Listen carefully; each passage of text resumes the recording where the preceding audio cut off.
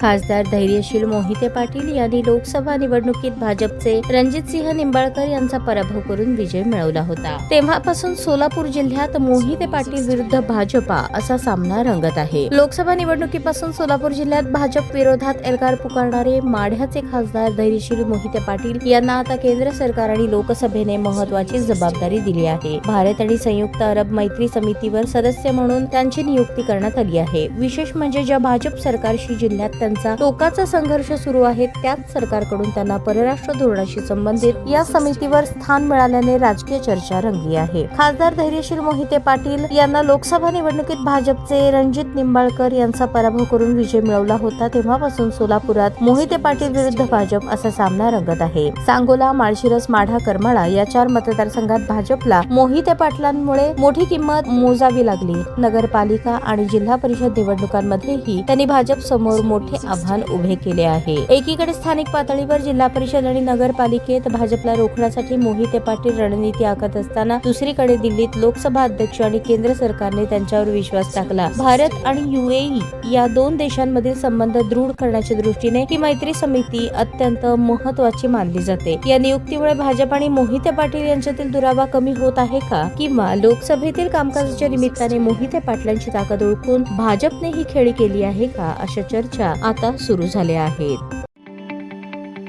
ताज्या बातम्या पाहण्यासाठी प्राईम महाराष्ट्र न्यूज चॅनलला सबस्क्राईब करा.